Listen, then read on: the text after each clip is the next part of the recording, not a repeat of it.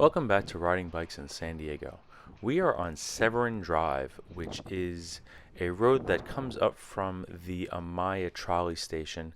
And if you take a look at the video I posted yesterday, we went through Fletcher Hills, and when you get down to Amaya, this is the road that you would take if you want to get over to a neighborhood of Mount Helix. So this video is for anybody who's thinking about riding around here but doesn't really know the terrain.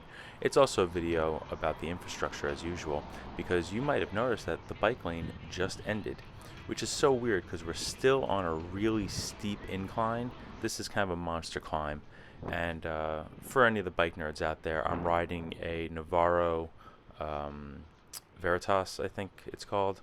But it's a light touring bike. I changed out the gearing to an 11 by 36 in the back, and I'm running a 34/50 in the front, I think. And I have to cross over the 8 now. The bike markings and any paint just left. There was no infrastructure anyway, just paint. I'm straddling this dotted line in the middle because there are folks who are going to get on that freeway entrance right there, and once we get past that, I'm comfortable moving over to the right and understanding that this is what Caltrans has given us. I was on a bike lane, and then the bike lane just disappears. That is the San Diego way, and my understanding is that that's just the American way. Things just happen that way. So we're going over the 8 right now, and then we're going to get into the foothills of Mount Helix and this hilly area, and I'm gonna make some decisions here. And the reason I'm going the route that I'm going on this ride is because right up here, if I make a right, I'm on Bancroft, but then to get to my destination I would have to climb Lemon, which is a real steep incline. And if I go this way and keep going, I'm on Fuerte, which is a very narrow road for drivers already, and it feels just too treacherous to ride, a bicycle on. I've done it before. I know someone who lives off of it, and it's riskier than I want it to be for the experience I'm trying to have and for the errand I'm trying to do. Somebody I know is out of town. I'm trying to help them out, and so I'm putting a ride in it as well.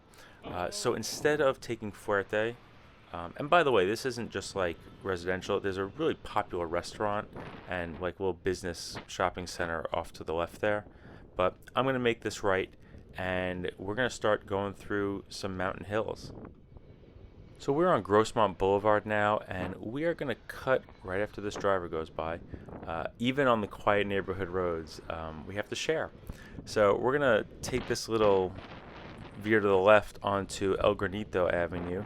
And I decided to take this route, and I was looking at the map before I left, and I was like, man, I just gotta avoid Lemon and Fuerte, and there are a lot of windy roads back here, and I guess sometimes it's nice to have the workout, but also part of this channel originally was just to explore.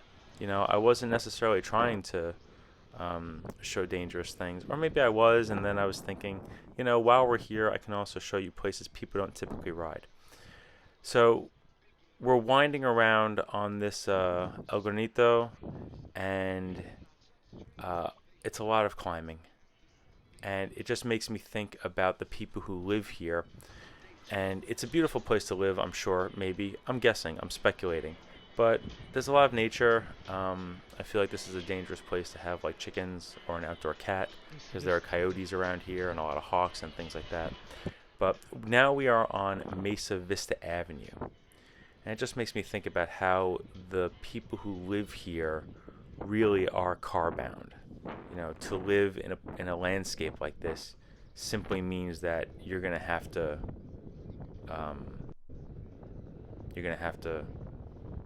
use your car or walk a lot, but we're in a place with no sidewalks.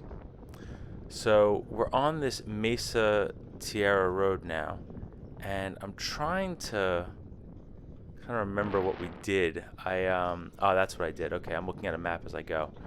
I was a little worried going down here. I'm worried because it's a descent, and a descent means that I might have to climb again. I'm really hoping I'm not getting deep down, but it picks up right here, and there's a whole family with a couple of dogs walking.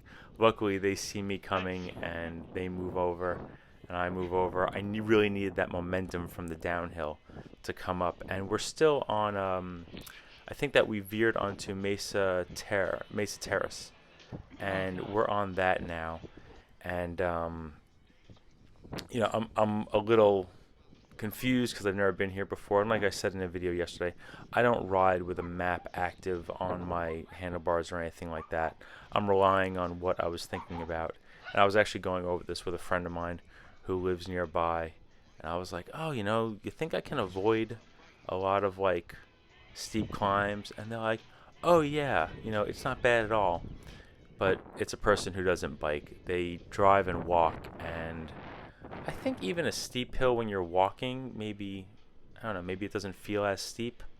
But like I said in a video recently, my father-in-law has some of the best philosophy for riding up hills. No matter how steep it is, you just go down into your lowest gear and put one foot in front of the other. That's the way he sees it. So I think that's a good thing to keep in mind. I like to keep it in mind, and I want to share it with you, hoping that you can keep it in mind. While I'm riding, I also think that's really wild. Just, we're on a road, but you look over and the house that's literally on the road, like we're looking at their roof. I need to stop here for a second, folks, because I see a steep descent and it's worrying me. So I do stop for a second and take a quick look at my phone and try to mess with it and just make sure that I'm not like getting myself into trouble. Also, we're trying to get over to Alto, but there's Alto Drive and there's Alto Court, and it's winding around because we're literally like in the foothills of a mountain, right? So it turns out this is the way I have to go. And for a second, I started gaining so much speed that I started thinking about putting my feet down and walking the bike the rest of the way, but then that didn't seem like a good idea at all in case somebody was driving and wanted to come on by. So I decided to cautiously ride the brakes down here.